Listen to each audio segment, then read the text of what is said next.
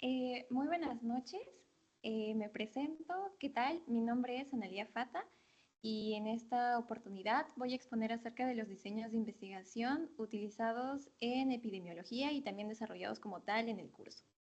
Entonces, vamos a hablar acerca de los diseños cuantitativos, entre los cuales, los cuales van a tener una clasificación según si se van a comparar grupos o no se comparan grupos. Por ejemplo, si solo tenemos un grupo, descriptivos, si se comparan, analíticos. Y ya vamos a ver cuáles son los descriptivos, cuáles son los analíticos. Y estos son los observacionales. Pero además de los observacionales, a ver, voy a prender cámara un momentito. Ya. Y además de los observacionales, vamos a tener a los experimentales. Es básicamente diseños cuantitativos, observacional, experimental. En observacional, descriptivo, analítico y experimental son unos que, por ejemplo, es el experimental verdadero, cuasi experimento, preexperimento y otros. Entonces, ya los vamos a desarrollar. Ya, lo que veremos hoy es una breve introducción acerca de cuáles son y qué significa tener un diseño cuantitativo. Vamos a ver la clasificación, como ya les estaba comentando, y las características que se tiene de cada tipo de estudio, de los estudios descriptivos, que solo es un grupo, o de los analíticos, donde se comparan dos grupos. Y además, cuáles son las ventajas, las desventajas, las limitaciones, y cuál es el punto característico que básicamente resalta en cada tipo de estudio. Listo. Entonces, vamos a iniciar hablando de los estudios observacionales. Como ya les conté, vamos a tener dos grupitos. Primero los descriptivos y los analíticos. Entonces, en general, ¿qué se puede decir de los estudios observacionales? Que son básicamente estudios donde el investigador no va a intervenir.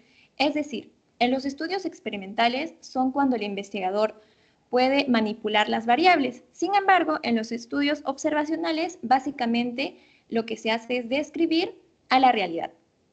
¿Ok? Entonces, pero Analí, ¿cuándo yo utilizo o cuando yo hago estudios observacionales?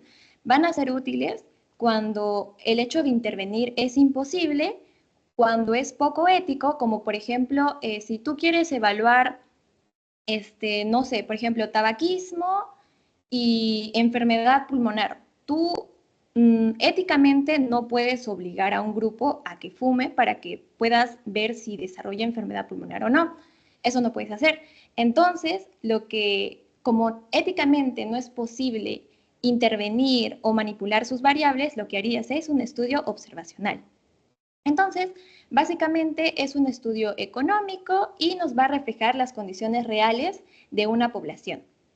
Pero al mismo hecho que refleja la realidad como tal, vamos a tener algunas limitaciones, como por ejemplo va a tener un menor control sobre las variables externas. Como solo es observar la realidad, entonces puedes entrar en sesgos y factores de confusión al no poder controlar ciertas variables de tu propio entorno, de tu propia realidad.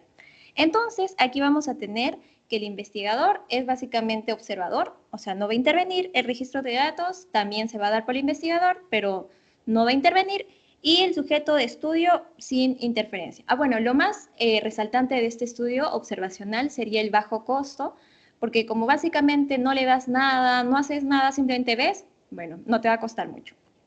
Y algo importante de los estudios observacionales es que se van a dividir en dos grupos. Uno que te va a generar una hipótesis y el otro que te va a comprobar la hipótesis. ¿Cuál te genera la hipótesis? Los estudios descriptivos. Claro. ¿Y cuáles son los que te comprueban la hipótesis? Los analíticos. Entonces ya lo vamos a ver. Ya. Entonces, pasamos a hablar acerca de los estudios descriptivos, los dos primeros, que son muy similares, el reporte y serie de casos. Entonces, ¿cuál es la diferencia? Como lo dice en su mismo nombre, un reporte es un casito y serie de casos son varios casos. Por ejemplo, no sé, ¿qué puede ser un reporte de caso? Consiste básicamente en que vas a describir una situación de un paciente que puede tener anomalías, puede tener un tratamiento, por ejemplo, tú le das un tratamiento y tiene síntomas adversos, es inusual, es novedoso. Eso es cuando es un caso. Y serie de casos cuando son varios. cuando reúnes a varios pacientes que presentan una característica semejante, como por ejemplo, podrían tener la misma enfermedad, pero desarrollar distintos síntomas. Podrían tener la misma exposición y desarrollar otra enfermedad, o podrían tener diferentes exposiciones y te desarrollan la misma enfermedad. Además que pueden tener complicaciones clínicas o propiamente que el mismo tratamiento que se les da a dos personas tiene dos complicaciones distintas. Entonces, la diferencia fundamental es entonces que el número de personas que tú estudias en un reporte es solamente una persona y una serie de casos son varias personas. Entonces, imaginemos, por ejemplo, que un médico va o detecta una reacción adversa muy poco frecuente después de consumir un medicamento. Como solo lo detecta en un solo paciente, decimos que es reporte de caso. Y si lo detecta en varios pacientes, como por ejemplo en el COVID, que al inicio era reporte de caso, claro, porque solo era una persona con una enfermedad totalmente distinta, una enfermedad desconocida. Pero después ya hubieron serie de casos y como estos estudios descriptivos lo que hacen es generarte una hipótesis, si tú tienes muchos casos, ya superan los 10 casos, ¿tú qué haces? Entonces yo quiero comprobar mi hipótesis. ¿Por qué? ¿Por qué yo estoy viendo que este paciente tiene tal síntoma o este otro paciente tiene otro tal síntoma? Entonces, lo que tú vas a acudir son a los estudios analíticos, los cuales te van a comprobar tu hipótesis de tal manera que te va a comparar dos grupos. Por ejemplo, puede ser un grupo con exposición, un grupo sin exposición, o con una misma exposición que desarrolla distinto desenlace, distinta enfermedad. Entonces, en las ventajas de estos estudios descriptivos, como son observacionales, propiamente son rápidos, son económicos. Pero además, como son los primeros que se hacen en una enfermedad extraña, como por ejemplo el COVID, donde no se tenía conocimiento, nos va a ayudar para generar señales de alerta, perdón. Y históricamente, pues como ya lo indiqué, muchas enfermedades o efectos adversos fueron identificados primero como reporte, luego como serie de casos y luego se fueron a los estudios analíticos. Entonces, continuamos con los estudios ecológicos y los transversales descriptivos. Los transversales son bien especiales, la verdad, porque vamos a tener a los descriptivos, pero también vamos a tener a los analíticos. ¿Pero de qué va a depender, Analí? Va a depender de cuál es el objetivo, cuál es el esquema de tu diseño que quieres implementar. A ver, primero, vamos a hablar acerca de los estudios ecológicos.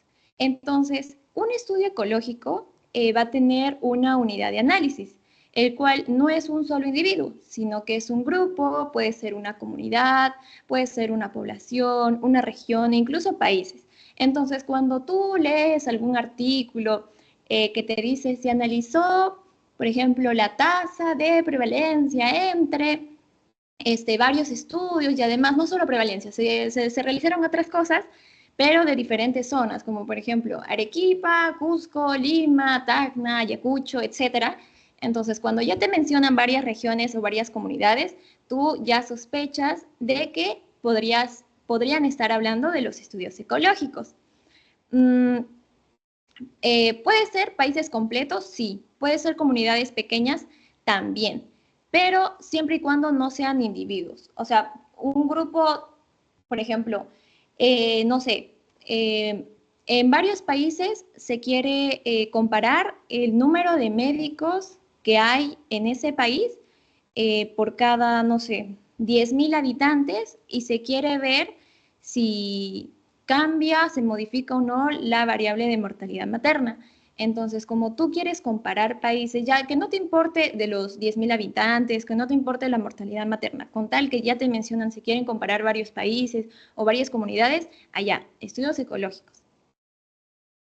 Pero estos estudios ecológicos van a tener una desventaja. Si bien son económicos y es su desventaja es que va a tener la famosísima falacia ecológica.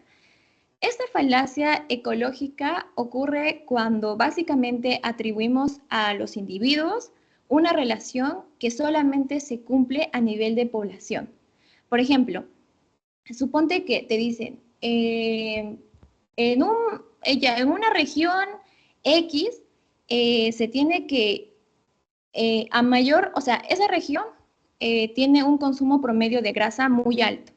Ok, pero al mismo tiempo, esa región tiene una mayor mortalidad en temas cardiovasculares, por ejemplo. Entonces, si bien sí se pueden relacionar ambas variables, si ya te dice que en la región dicha relación se cumple, tú no puedes extrapolar que esa relación la cumple cada individuo de tu región X. O sea, si bien es poblacional, no puedes decir que necesariamente se cumple siendo individual. Entonces, eso es básicamente el estudio ecológico. Y ahora sí vamos a hablar acerca del estudio transversal descriptivo. Primero, estudio transversal. El hecho que te diga transversal es básicamente que te dice, tómale una foto. Entonces, ¿tú qué ves en una foto? Tú puedes ver una variable A, una variable B, C, D, tienes varias variables. Pero tú puedes determinar cuál estuvo antes. No, tú puedes determinar cuál estuvo después. Tampoco. ¿Por qué? Porque el mismo hecho que le tomes una sola foto hace que tú veas a todas tus variables al mismo tiempo y como las ves al mismo tiempo y no tienes el criterio de temporalidad, que justo lo vamos a ver la próxima semana, pero como no lo ves y es el primer criterio para que tú puedas definir causalidad, entonces con los estudios transversales no puedes hablar acerca de causalidad, porque no sabes cuál sería tu variable independiente y tu dependiente. Entonces, los estudios transversales, como ya lo dije, nos va a permitir conocer cómo se encuentra una población en un preciso instante, pero no nos va a demostrar cierta evolución como lo haría, por ejemplo, un estudio de cohorte, que es un estudio longitudinal, que puede ser prospectivo, retrospectivo, ya lo vamos a ver. Pero ya, la cuestión es que transversal es una foto. Y al ser una foto, Annali, ¿cuál medida epidemiológica es quien resalte en este tipo de estudio? Como es transversal, yo puedo contar cuántos casitos tengo en esta foto, entonces decimos que la medida principal es prevalencia, es decir, la proporción de personas que presentan una enfermedad o alguna condición en un determinado momento. Listo. Y en ventajas, Annali, ¿qué podría decir acerca de las ventajas de los estudios transversales descriptivos? Primero, como es observacional, es rápido, es económico y además, a modo de ventaja, podría ser que puedes estudiar distintas variables a la vez. ¿Por qué? Porque es básicamente una foto y es útil para que tú puedas planificar algunos servicios de salud. Ahora, y Annali, ¿cuáles son las limitaciones que tiene este tipo de estudio? Es que básicamente la exposición y el desenlace se miden al mismo tiempo. Entonces, por ello no puedes determinar, como ya le expliqué, cuál ocurre antes y con eso no puedes hablar acerca de causalidad, de causa y efecto. Listo. Entonces, teniendo en cuenta ya acerca de cuáles son los estudios descriptivos, que eran 4, el reporte de caso, serie de caso y los dos últimos ecológicos y transversales descriptivos, ahora vamos a ver o vamos a hablar acerca de los estudios analíticos, que como ya lo indiqué hace un momento, esos estudios te van a ayudar a que tú puedas comprobar tu hipótesis. O, claro, comprobar la hipótesis que fue formulada en tus estudios descriptivos. Ya. Entonces, primera característica, que en los estudios analíticos tú puedes comparar grupos. Entonces, a ver, a modo de ejemplo, ¿cómo podría ser Annali? A ver, suponte que si en un estudio descriptivo se encuentra, por ejemplo, la frecuencia de una enfermedad, puede ser de cáncer de pulmón en una población.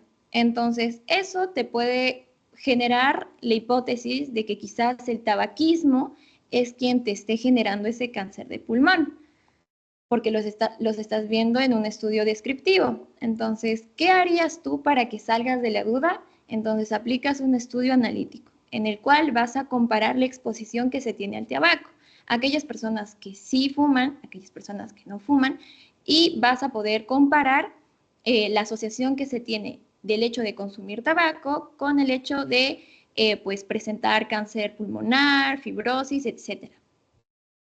Listo. Entonces, lo que podemos enfatizar aquí en los estudios analíticos es básicamente que se va a comparar grupos y vamos a hablar primero acerca de los diseños de casos y controles. Entonces, desde ya tenemos comparación de grupos. Y además, podemos enfatizar en que los participantes son seleccionados según la presencia o ausencia de una enfermedad. ¿Por qué? Porque en los casos y controles tú vas a partir de los casos. A ver, ¿qué es caso? Ya te lo dice el nombre, casos y controles. Casos, aquellas personas que yo ya sé que tienen una enfermedad, una cierta condición. Y mis controles allá serán las personas que estaban expuestas o no expuestas. Entonces es básicamente donde tú vas a partir de tu efecto y vas a ir para atrás, para tu exposición. Partes de tu efecto y para atrás. Entonces, de hecho, algunas limitaciones de este estudio es el mismo hecho de encontrar aquellos controles que tengan las mismas condiciones, porque de por sí tú no conoces tus controles, tú conoces tus casos y quieres seguir esos casos para ver cuál fue ese grupo que tuvo cierta condición o que consumió algo, que estuvo expuesto a algo, a partir del cual te desarrolló la enfermedad, tu caso.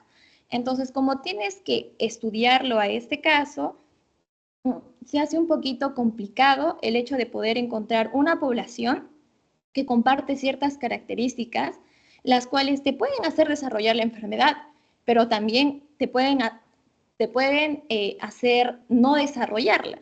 Entonces, el mismo hecho de encontrar este grupo con las mismas características o condiciones, como es retrospectivo, se hace un poco más difícil y es una de las limitaciones, pues, que se enfatizan más en este tipo de estudios. Ok, entonces, en síntesis, se podría decir que los diseños de casos y controles, primero vas a identificar los enfermos y los no enfermos, que serían los enfermos tus casos y los no enfermos, y después vas a comparar con el número de personas que estuvieron expuestas previamente, o sea, para atrás. Listo. Por ejemplo, a ver, si hablamos acerca del tabaquismo y cáncer de pulmón, también se podría hacer la relación. Por ejemplo, se podría, no sé, seleccionar a un grupo de pacientes con cáncer pulmonar. Estos, los que ya tienen el cáncer pulmonar, serían aquellas personas que son tus casos. Y otro grupo sin cáncer pulmonar, su comparador, que serían los controles. Después tendríamos que investigar la frecuencia de tabaquismo que se obtuvo antes de esos mismos grupos, pero en un tiempo anterior. Y de esta manera se puede ver si es que existe o no alguna relación de tabaquismo con cáncer de pulmón. A ver, eso sería en síntesis en cuanto a los diseños de casos y controles. Ya. Ahora vamos a hablar acerca de los estudios de cohortes, que como ya lo expliqué hace un momento, van a ser aquellos estudios que son longitudinales. Por ejemplo, los estudios transversales era una sola foto, ya, pero los estudios cohortes van a ser aquellos estudios longitudinales donde tú vas a partir de por sí de una foto, pero no te quedas ahí, sino que vas a hacerle más fotos a medida va pasando el tiempo. Por eso tiene un seguimiento. Y como tiene seguimiento, tiene temporalidad. Y como la temporalidad es el principal y el primer criterio de causalidad que se debe tener para hablar de causalidad. Entonces, ya te lo estoy diciendo, con cohortes tú puedes hablar acerca de causalidad, de causa y efecto. Además, vamos a tener dos grupos, un grupo de expuestos, un grupo de no expuestos, y después, como es cohorte, vas a poder observar la aparición o no de algún desenlace, de alguna enfermedad, de alguna situación que se tenga que parta a partir de la exposición. Entonces, en los estudios cohortes, tú puedes tener tipos. Puedes tener prospectivo, retrospectivo o ambiperspectivo. Prospectivo, pro, adelante. Entonces, partes de ahora para adelante y le haces un seguimiento. No sé, por ejemplo, puede presentar, si presenta cáncer de pulmón. No, ese no. Por ejemplo, si presenta, no sé, algún otro tipo de cáncer. Prospectivo. Y retrospectivo es cuando tú partes de ahora y vas para atrás. Entonces, lo que nosotros enfatizamos en los estudios de cohortes es básicamente que se hace un seguimiento que puede ser de ahora para adelante o de ahora para atrás o incluso puede englobar el tiempo atrás, el tiempo actual y el tiempo futuro. O sea, sería ambivestivo.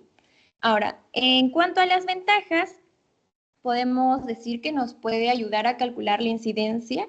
Claro, porque la prevalencia era en el estudio de transversal y la incidencia, como es el número de casos nuevos más los antiguos, básicamente te estás dando un amplio aspecto de que puedes evaluar lo que tienes ahora y lo que ya tuviste antes. Y como evalúas ambos y en cohortes evalúas seguimiento, entonces la incidencia es una ventaja en este punto. Además, que como yo le expliqué, dice mejor evidencia de secuencia temporal, causa-efecto. Entonces, son básicamente aquello que define a los cortes. Corte, seguimiento, transversal, una sola foto. Ahora, seguimos con el siguiente, que son básicamente los estudios experimentales. Como ya les había indicado, los estudios cuantitativos se dividen en observacionales, los cuales se van a todavía subdividir en descriptivos, analíticos. Descriptivo vamos a tener reporte de caso, que es un solo caso, serie de casos, que son varios casos, ecológicos. Y en los estudios analíticos, que son los últimos que hemos visto, vamos a tener cohortes y el transversal, ojito, que es uno especial, que puede ser tanto descriptivo o analítico. ¿Y de qué depende que sea descriptivo o analítico? De la principal característica general. ¿Cuál era esa principal característica? Que los analíticos te comparan dos grupos, así como los casos y controles te compara, y los descriptivos solamente abarcas a un solo grupo, no lo comparas con otro. Es básicamente ello. Ahora, un tema, o sea, no es complicado como tal, pero hasta cierto punto puede ser un poco confuso, son los estudios experimentales. Y en estos vamos a ver el propiamente o el real experimental, que es un ECA, que tiene todas las condiciones que ahorita voy a mencionar, pero no solo existe ese, sino hay un cuasi experimental y un cuasi experimento, preexperimento. ¿Ok? En la diapositiva no incluí los símbolos, pero a ver si se acuerdan de epidemiología o quizás recién lo van a llevar, va a tener algunos símbolos, por ejemplo, X, redondito, que el doctor pone en sus diapositivas y que es, creo que lo más importante de los estudios experimentales. Entonces, el primer tipo de estudio experimental, vamos a hablar acerca del experimento verdadero, el real experimento, el ECA, básicamente. Entonces, en primer lugar, ¿qué nos dice? Que va a existir una manipulación. Primero, o sea, el ECA son aquellos estudios que son top, top, top. Entonces, para que sea top, ¿qué tiene que tener? Tiene que tener una manipulación de las variables porque el investigador va a asignar alguna intervención. En segundo punto, debe existir un grupo de comparación o un grupo control. Tercer punto, los participantes deben ser asignados de forma aleatoria a los grupos. Pero ojo, esto no indica o esto no implica a que tú vas a seleccionar a la gente para que constituya tu muestra de forma aleatoria. No, no, no. La aleatorización que se habla en los estudios experimentales es aquella en la cual tú ya tienes tu muestra, que hay distintos métodos de que tú puedas determinar el número de muestra, de dónde lo sacas, pero a partir de esa muestra tú vas a tener un proceso aleatorio sobre a quiénes les vas a exponer cierta variable y a cuáles no. Entonces, esa aleatorización que parte después de tener tu muestreo, tu muestra, al cual, para que tú puedas disminuir los sesgos, las variables confusoras también, entonces a ese tipo de aleatorización nos referimos, no al inicio, no el que te va a ayudar a determinar tu muestra, sino en el cual a partir de tu muestra tú vas a determinar quiénes sí y quiénes no a tu variable. Entonces, ese es el primer experimento, que es el experimento verdadero, el real experimento, el ECA. Ya, pero ¿es el único análisis? No, vamos a tener dos más. Uno que es el cuasi experimento, que parece ser un experimento, pero le falta una cosa. ¿Qué sería esa cosa? Que no hay una asignación verdaderamente aleatoria. O sea, que tú teniendo tu muestra, no tienes un proceso aleatorio como tal para que puedas decir, ah, ya, esta y esta persona van a ser las que van a tener mi variable y estas otras personas van a ser las que no van a tener mi variable. ¿Ok? Entonces, los grupos en un cuasi experimento pueden estar previamente formados, como por ejemplo dos hospitales que ya se sabe por qué personas van a estar constituidos. Puede ser, por ejemplo, dos instituciones como dos colegios, dos comunidades. Entonces, en un estudio de cuasi experimento vamos a hablar acerca de instituciones, vamos a decirles, que son básicamente como comunidades, que puede ser hospital, colegios o comunidades como tal, en los cuales, por ejemplo, se puede aplicar un programa educativo, un programa de prevención contra alguna enfermedad o, por ejemplo, un programa de prevención contra el dengue en un distrito. Y vas a ver cómo ese hecho se podría reflejar en la evolución con otro distrito en el cual no implementaste las medidas de prevención. Entonces, como tal, ya has tenido grupos previamente formados, claro, porque fue un distrito con otro distrito, en los cuales vas a poder comparar si realmente tu intervención, que como estamos hablando de experimental, intervienes, tu intervención de un programa educativo, un programa de prevención contra el dengue, hace realmente efecto o no hace efecto. Ok, entonces ya hablamos acerca del estudio experimental real, ECA, hablamos del cuasi experimento, y el último, que es el preexperimento. Entonces, la jerarquía es según lo que lo estábamos desarrollando. O sea, primero es el ECA es perfecto. El cuasi experimento como que ya medio porque le falta la aleatorización. Tiene grupo control, sí, pero le falta la aleatorización. Y por último, el que tiene menos control es el preexperimento. A este le pueden faltar realmente, por ejemplo, la aleatorización, el grupo basal, un grupo comparador, le puede faltar. O sea, va a depender del tipo de estudio que realmente estés analizando, porque para que tú digas que es un preexperimento, no solamente tiene que cumplir con una cosa, sino puede cumplir con una cosa en un experimento, por ejemplo, con aleatorización, pero en otro preexperimento ya también no cumple, no sé, con el grupo comparador, o en otro ya no cumple con la medición basal. Entonces va a depender de cuáles son tus condiciones para que tú hables de preexperimentos. Preexperimento no solo hay uno, hay varios, pero van a depender de las condiciones que te den. Ok, y eso sería en cuanto a los estudios experimentales. Ahora, algo que me faltó hablar es acerca de los estudios transversales analíticos, que sí lo mencioné, pero no lo toqué a profundidad.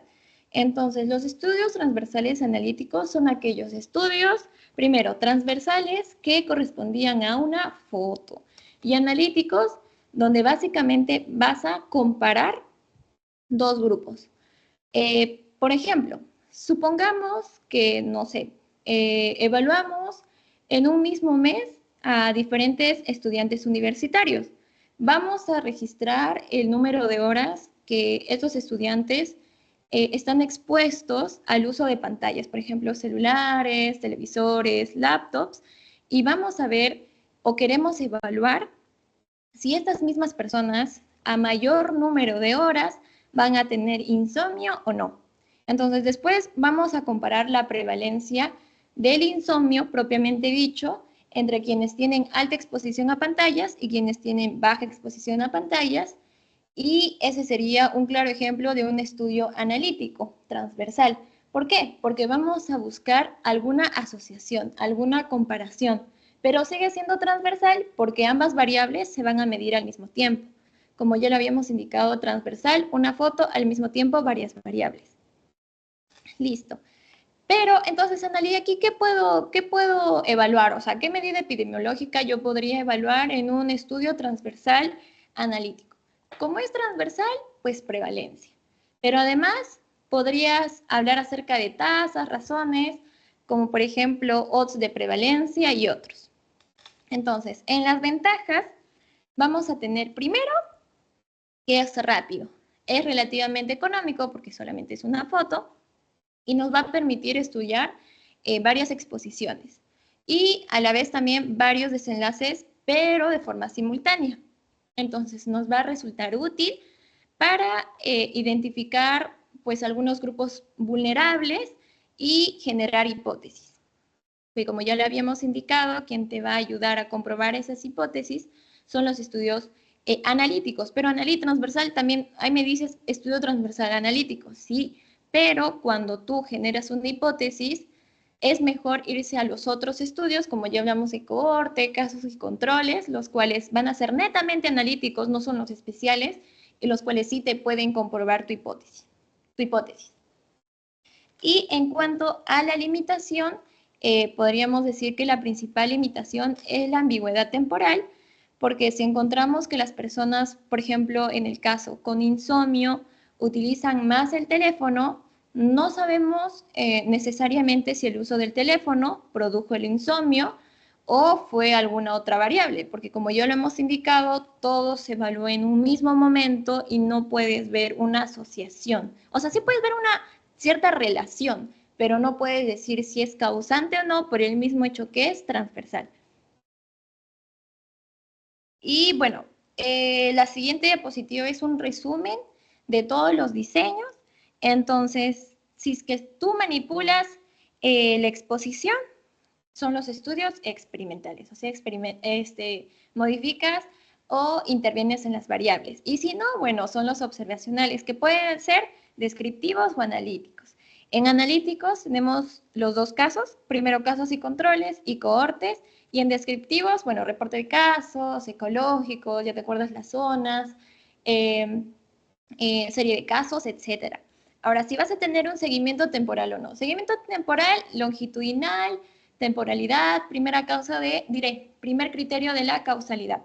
Entonces, en descriptivos no los vas a tener, en cohortes pues sí, porque es un estudio que se caracteriza por tener un seguimiento, y en los experimentales también, porque tienes que ver, o sea, si ahora tienen cierta condición, ya yo les aplico esto, ¿qué pasará después? El mismo hecho de que no lo evalúes en un solo momento ya significa que vas a tener un seguimiento temporal. Y por último, la inferencia causal, que está relacionado con el seguimiento temporal.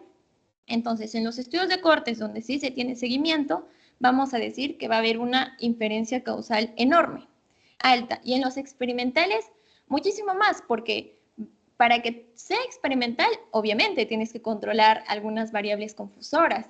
Y al controlarlas, tú ya puedes estar más seguro de que el desenlace se produjo a partir de tu intervención o no.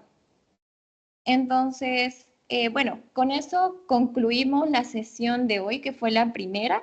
Espero me hayan entendido. O sea, básicamente el esquema general es estudios cuantitativos, observacionales, experimentales. Observacionales, pues no intervienes, y experimentales sí modificas variables, modificas la variable como tal. Entonces, en experimentales vas a tener el experimental verdadero, vas a tener el cuasi experimento y el preexperimento. El más variable es el preexperimento, porque puedes tener, por ejemplo, no puedes tener aleatorización ya, pero en otro estudio no puedes tener, yo qué sé, medición basal, o en otro estudio no puedes tener grupo comparador.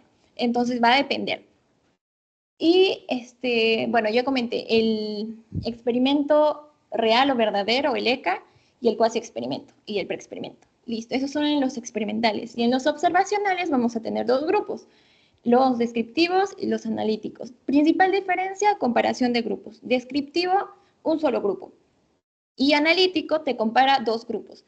Descriptivo vas a tener reporte de caso, como fue en un primer momento los casos de COVID, puedes tener después serie de casos, cuando ya hablas en conjunto, 10 casos. Y si tienes más casos, allá, ¿a quién lo vas a pasar? A tu amiguito del costado. ¿Quién es a tu costado? Los estudios analíticos, que ahí sí te comparan dos grupos. Y como te compara, ahí ya puedes hablar acerca de que se compruebe tu hipótesis o no. Entonces, en esos estudios vamos a tener a los estudios casos y controles, a los estudios de cohorte y otros. Entonces, ese sería el resumen de la sesión de hoy. Espero que me hayan entendido, y si tienen alguna duda, pues la pueden hacer ahora para poder responderla. A ver, voy a ver en el chat si tienen dudas. Ay, ok. ¿O todo quedó claro? A ver, chicos, ahora vamos a pasar a la ronda de preguntas. ¿Alguien tiene alguna consulta para que levante la mano o lo puede escribir con el chat y ya yo normal lo leo?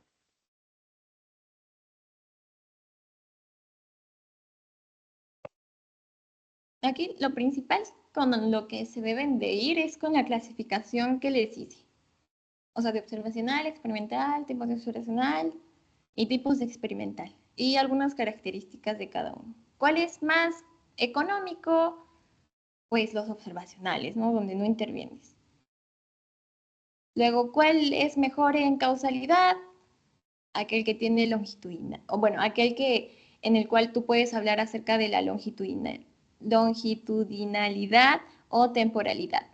Entonces serían los cohortes o también en los experimentales. De hecho, aquí también se podría hablar acerca de pico, peco, por si es que llevaron lectura crítica, que pico, P, población y intervención. Como ya te están hablando de intervención, ¿de cuál sería? ¿De qué estudio sería? De experimental, ¿sí o no? Porque estás interviniendo. Y si fuera peco, es población e exposición. Ah, ¿de quién estoy hablando? De un estudio observacional. Entonces, ahí también lo pueden relacionar. Ya te lo dice de por sí pico, peco, ya te dice la letrita de quién estás hablando. Así que si no tienen ninguna otra duda, chicos, yo creo que eso sería todo. Gracias más bien por estar en la reunión.